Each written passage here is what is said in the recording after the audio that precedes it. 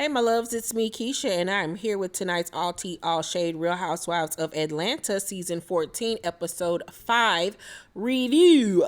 Okay, you guys, so on tonight's episode, we see Sheree telling Drew and Ralph what her assistant Anthony had to say about her via text.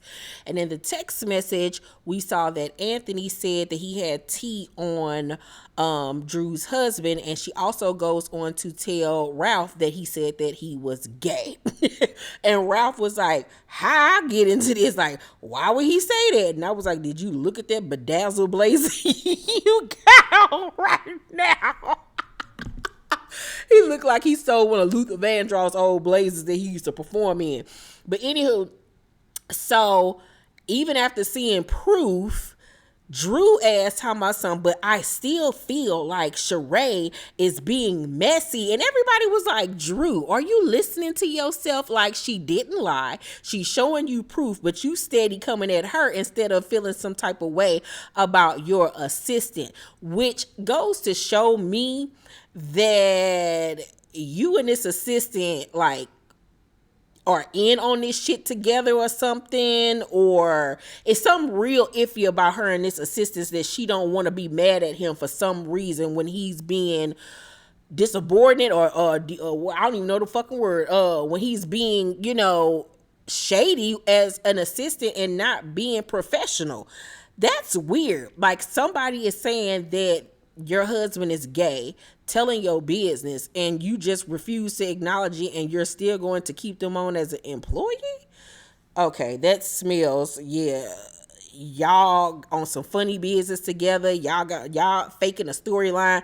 It just don't add up with her, and it's another reason why Drew should not have been bought back, because nothing about her is believable. So Sanya then jumps in and tells her, like, girl, like, you're wrong right about now. Like, you need to be getting on your assistant and not Sheree. So then Sheree ends up getting on Kandi because she says to Kandi, I feel like you should have came to me and told me what was being said right off the jump instead of going and tell everybody before you got to me. And Kandi was like, you're right, I was wrong. And I agree with Sheree. Like, me and you been cool for how many years? You should have came and brought me that tea.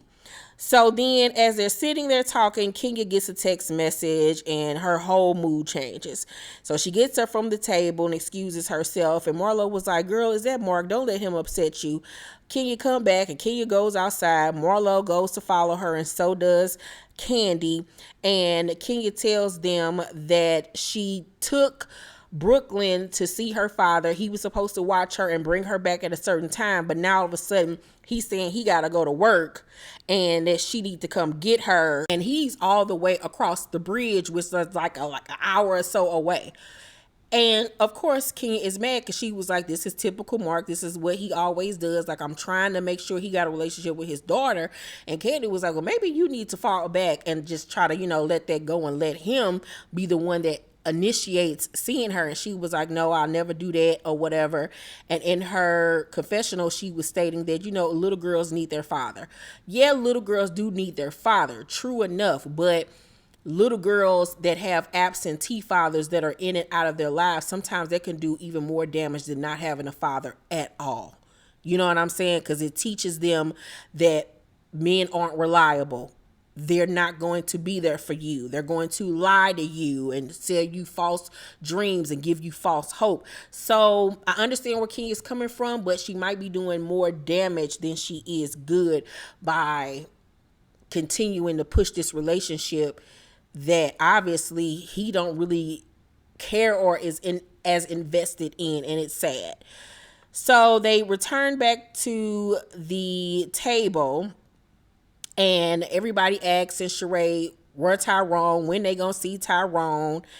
And she says that he can only go up to 100 miles. So they're literally right there. Like, he can come to New York to see her and to see the play. So everybody's excited about meeting Tyrone. You better call Tyrone. Call him. So then Marlo gets on Kandi about all her sex stuff. She just feels like she do too much. You got people walking around here. You want people to walk around with vibrating panties on and shit. Like, it's just too much. She's like, basically, you need to be focusing on your real sex life because Ty's saying you ain't been giving him none. And I was like, when you're right, you're right. And when you're wrong, you're wrong. And in this case, Marlo is absolutely right. Like, you want everybody to test out your products and shit on some kinky shit, but you ain't even fucking your own goddamn husband. I think you need to be concentrating more on that instead of our pleasure. And so Kandi was just sitting there with that look on her face like she always have. So then the next day, Sanya and Kenya take a walk to get to know each other. And Sanya asks Kenya what happened with the whole Mark situation. And, you know, Kenya breaks everything down for her. And Sanya really feels for her and gives her some, you know, sound advice. And then Kenya says that she feels bad about the way that she came at Ralph. She feels like that she probably went too hard on him. And I agree, especially since that's somebody else's husband. I could see where she was trying to support Drew and help Drew. But at the same time, that ain't your husband to be scolding him like that. But on the other flip side of it, Ralph needed to be checked. So I really didn't care that much. So then Sanya says in regards to Drew, that, you know, she likes Drew and, you know, she's trying to form a friendship with her, but some of the shit that she does, it just don't sit well with her, and that Drew needs to take accountability for her part in her marriage as well. She says that she also doesn't like the way that Drew handled herself with Sheree by putting her hand in her face and everything. And then she was like, the whole drop it with Drew weight loss program is reading her the wrong way because it's coming off very scamish, and, you know, she's lying to people about her own weight loss, and she got a lot of grievances or whatever. My thing with, I know we're on a reality show, so she needs to bring these things to the forefront. I get that. So I guess I got to take back what I was about to say, because I was going to say, because in real life, if you start seeing shit about a person that you really don't fuck with or vibe with, you just pull back from them and just treat them as a, like, when I see you type friend, or, you know, or if I just want to kick it type friend, but not like a friend. This is just like an acquaintance, you know what I'm saying, type situation. But since they're on a reality show, she, like I said, she does have to bring these grievances to the girls, to the television show. So once again, I had to take back what the hell I was about to say. So Sheree tells Kandi that Tyrone can't make it to the play. He's cautious because if he comes to New York, it'll be like 94 miles, and he just doesn't want to chance it because he can only go up to 100 miles or whatever. So Kandi is, of course, like, oh, that's sad. Everybody wanted to meet him. And Sheree's just like, you'll be able to meet him at a different time or whatever, because he's really excited about meeting you guys and seeing the show. Later on that day, the entire cast meets up for either lunch or breakfast or some shit like that. And they're sitting at the table, and Kenya asks, you know, everybody who is the most famous person that they've ever had hit on them. She asked Kandi that. And Kandi was sitting there like, I don't know. You know, that dumb look she be having on her face. But Kandi was like, you know, Gerald Levert. Everybody know I used to date Gerald Levert and all this stuff. So then they asked Drew who was hers, and Drew was like, you know, he was a famous basketball player, one of the biggest in the NBA, if not the biggest. And she was referring to LeBron James. And she says that, you know, he used to listen to her music and stuff and send her gifts and this, that, and the third. And everybody looking like, him and Savannah been together since they was high school sweethearts. So was he cheating with you? Like, what was going on? And so she's sitting there looking stupid in the face. And, you know, LeBron literally, after that story came out about, you know, what was going to be said on tonight's episode, he put out this post about, you know, Savannah being the love of his life and his queen, this, that, and the third. And everybody took that as a response to what Drew was saying. But I mean, we've all heard whispers that LeBron has not been faithful to Savannah. Do I think she's lying? I don't think that she's not. I don't think that she's lying per se, because Drew's not an ugly woman, you know, especially back then. She had a really great shape, pretty girl, you know, so I can see it. You know, niggas gonna be niggas. Niggas gonna nig. And Marlo says that one of the famous people that hit on her was none other than Jazzy Fizzle. And I was like, excuse you, ma'am? Ew. And she was like, that was her bae, that was her boo thing, but they could never really get it popping because he had a girlfriend and she wasn't down for being nobody's side chick. And I'm like, what in the hell? Jazzy Faye is literally shaped like the Kool-Aid Man. I guess if you like it, I the fuck love it. Marlo also says that Gene Simmons from the legendary rock group Kiss was somebody else that tried to holler at her. And I could see it because, you know, Gene Simmons done fucked half of Hollywood from back in the old days.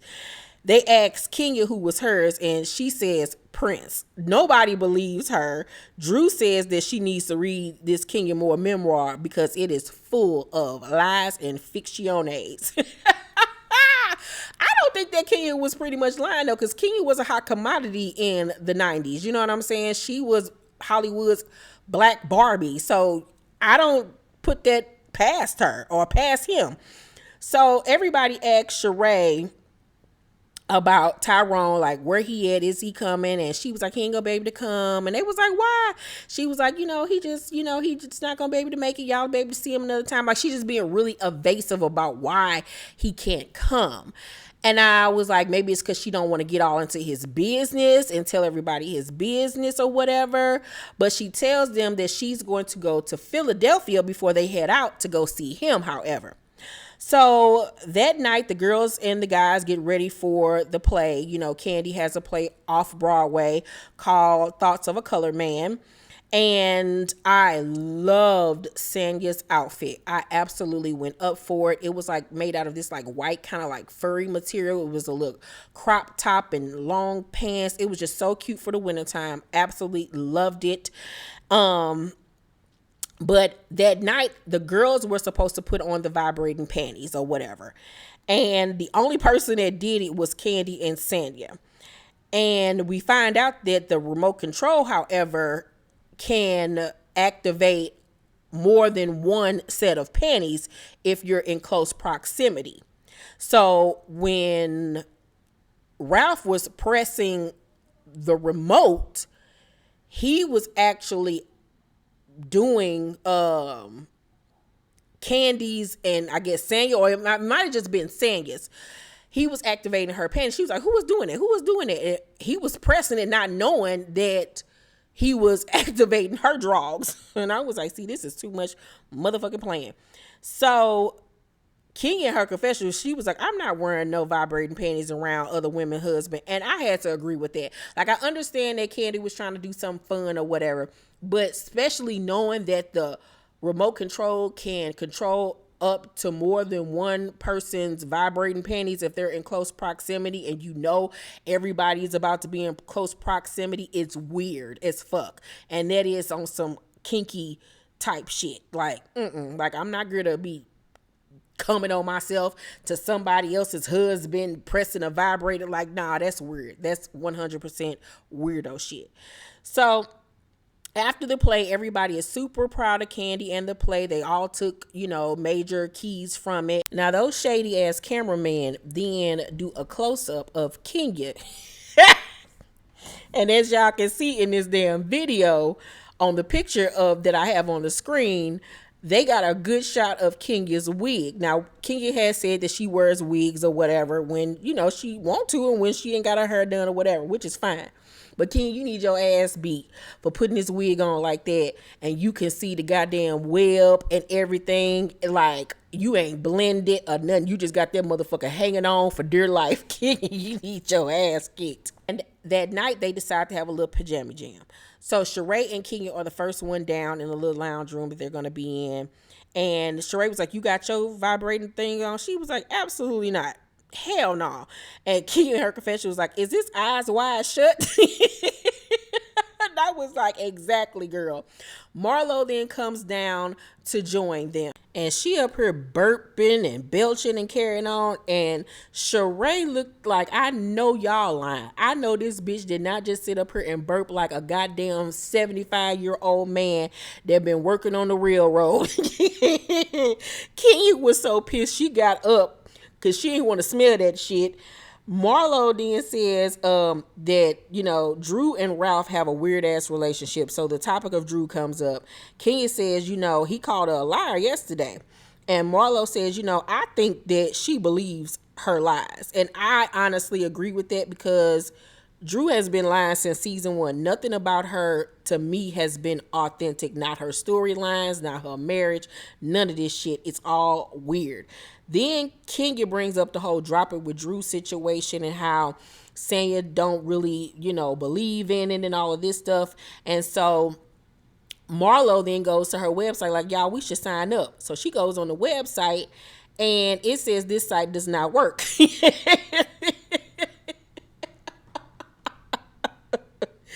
What in the hell is going on here? So the other couples and everybody come downstairs and Kenya quickly apologizes to Ralph and says that she was projecting the day before. He accepts her apology and she was like, anybody else got anything they want to get off their chest? And at that point, the guys is like, gotta go. We are about to get the fuck out of here because we already know where the hell this is going. So Sanya tells Drew that she's been wanting to talk to her and find a good time to, but there hasn't been a good time. But since, Kenya put it out there on the floor, now is a good enough time. But she tells her, there's been a couple of issues that she's had with her here lately. She was like, there are times with the group things have happened and I feel like you've wanted me to maybe step up and say something and I might not have done that. And Drew was like, I'm confused. Like, I don't really understand where you're coming from with this. And Sanya was like, well, I'm about to make you understand. And everybody was looking at her like, ooh, okay, Saucy Santana. So Sanya tells Drew that, she don't really rock with some of the bullshit that she been doing, like putting her hand in Sheree's face. And Drew was like, but you was just in my room getting your makeup done. You could have said this to me then. And Sanya like rolls her eyes like, girl, now you know. And in her confessional, she was like, the reason why I didn't say anything in her room is because she had 80 million motherfucking people rupping and running in there like she's somebody like Beyonce. And the producers even show a flashback of Drew's hotel room where it was a gang of people in there, which would not have been an appropriate time to bring it up. So Sane was like, you've been getting into it with everybody. And she was like, getting into it with everybody like who? Kandi in her confessional says, the way Sanya explains stuff, you need to write it down. She was making it seem like Sanya just was all over the place and wasn't getting her point across. I understood exactly what she was saying. Maybe it was a totally different thing in the room. I don't really know, but I understood exactly what the hell she was saying. Marlo was like, well, I'll tell you the problem Kenya had. Kenya was like, the fuck is you talking about? She was like, we went on your website to join. And Drew was like, oh my God, y'all, for real? Oh my God, thank you. And Kenya and Marlo and Sheree was looking like, oh my God. Drew was, Marlo was like, no, we couldn't get on it. It didn't work. And she was like, it didn't work. Oh yeah, I forgot it crashed. And they all looking at each other like, it crashed, Drew? Really, bitch? Really? And she's sticking to the lie, child. And so they was like, well, we just don't understand how you doing drop it with Drew. And you have had surgery to lose your weight. And so she says that, she had health problems. That's why she had surgery. So Sam was like, I can't even explain to people what drop it with Drew is. So then she gets to saying what drop it with Drew is. And it's a whole bunch of all these different scenarios. Kenya in her confession was like, it's giving Ponzi scheme to me, child. And that's what it's given to me too. So Sheree was like, but if you've helped all these people lose weight, why did you get lipo? And she says, I had a hernia and it was protruding. Now, coming from somebody who has had 2 hernia repair surgeries, as of right now, today, I have a hernia in my stomach that pokes out, just like she was saying. Getting lipo has nothing to do with that hernia at all. When you have hernia repair surgery, they go in and basically push your intestine or whatever that's protruding back in.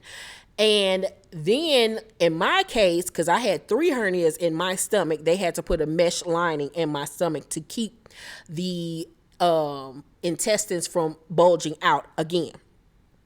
But The one in the upper part of my stomach has started to poke out again. That ain't got shit to do with no fucking lipo, girl. Nothing. Nothing. Just say that you needed a hernia repair, but that you also wanted fucking lipo, because one don't have nothing to do with the other. So then in her confessional, the producer asked Drew, how much does it cost to join Drop It with Drew? She didn't even know how much it cost. She calls her business partner, so-called, and was like, how much does it cost to do Drop It with Drew? The girl told me, I need the app. How don't nobody know how much this business costs to join? Because y'all lying. And she just looks like a liar and a scammer. Like, I do not like Drew on this show, period. She needs to go. This needs to be her last season. Tyrone then calls Sheree, and Sheree is over the conversation because her nigga didn't call. So he's on FaceTime.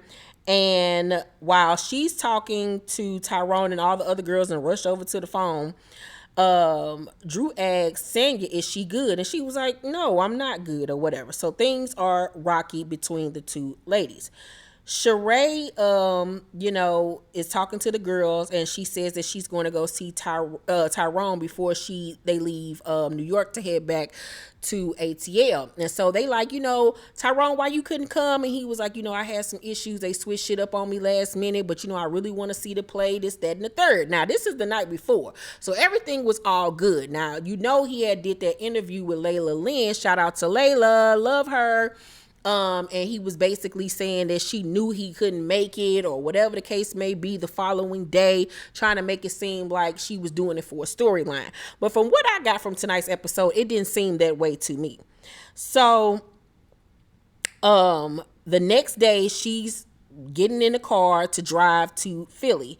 And on the way there, the producers, ignorant asses, do this whole montage of Sheree and Tyrone's relationship up to this point, and how she done stood by his side, accepting his jail phone calls. People asked her, does she think he gonna switch up on her? Is he the one? And she like, yeah, this, that, and the third.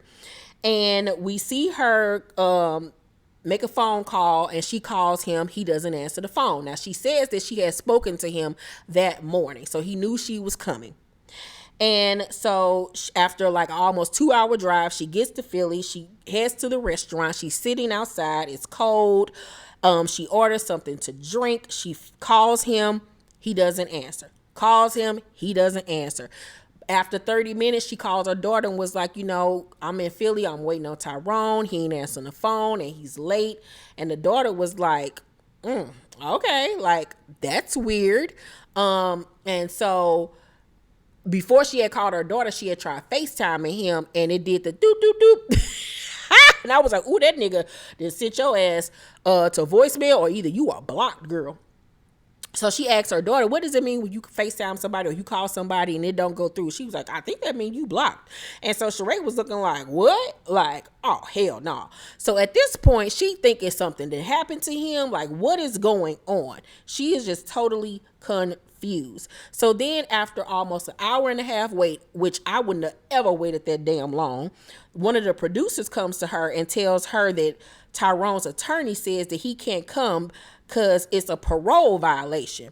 And she like, what? Like, every time I come see him, we always go out to eat and stuff. Like, I'm here. Like, how was that a parole violation when he can literally travel up to 100 miles? That don't make sense. So Sheree is upset at this point, and she calls Kenya. And Kenya was like, what's wrong? And she was, she tells her that what happened or whatever. And she was like, nah, I'm sitting up here looking dumb and stupid as fuck. And Sheree starts to cry. And I felt really bad for Sheree. That's how, because we don't see Sheree cry. Sheree's not a crier or anything like that. So the whole thing, and the fact that the producers came to her and said what they said, and then, I felt like she was being truthful and honest, and I feel like he played the fuck out of her. For whatever reason, he played her ass, because it was a simple thing of just answering the phone and saying, I can't come, or whatever the case may be. Like, I told you not to come, or I told you couldn't come, because they could have got that on camera and proven that, what he was saying was true. So the fact that he didn't answer the phone goes to show me that he just stood her ass up for whatever reason. So Ken was like, don't cry. You had already said that you were going with your gut and that, you was trying to see if he was going to switch up, and he's showing you that. So this is strike one. And she was like, no, a strike 150 or something like that. So obviously they've been having problems. And Sheree was just like, I've been holding this man down. I ain't dated nobody else, and he got me up here looking stupid. And Ken was like, how can I help? Do you need me to book you a flight or anything? She was like, nah, I already got me a flight booked. And Ken was like, okay, well, you get your pretty self up, dry your face, and strut your ass through that motherfucking airport, bitch, with your head up high. Fuck him. And I really loved Kenya giving her that advice in this scene, and Kenya being there for Sheree. I love where they're at now in their relationship, because we would have never gotten this years ago. And so the episode goes off. Overall, I give tonight's episode a B+. It was good. It was very entertaining. I just don't see it for Drew and her fake ass storylines. Felt bad for Sheree. Felt bad for Kenya and her baby daddy drama. Love the fashions. Can't wait to see where this rivalry between Drew and Sanya is going to go. Because I do side with Sanya. At least she told her to her face how she feels about the things that she does. And then I think at this point, Sanya is just starting to see that Drew is inauthentic and that she's a liar and a faker. Like, who wants to be friends with somebody when you don't even know what's real or what's fake about their asses? So, yeah. I'll pass. Let me know what you guys thought about tonight's episode down below in the comment section. Make sure to thumbs up this video, like and subscribe, and hit that notification bell button. I love you guys, and I will see you on the next video. Bye.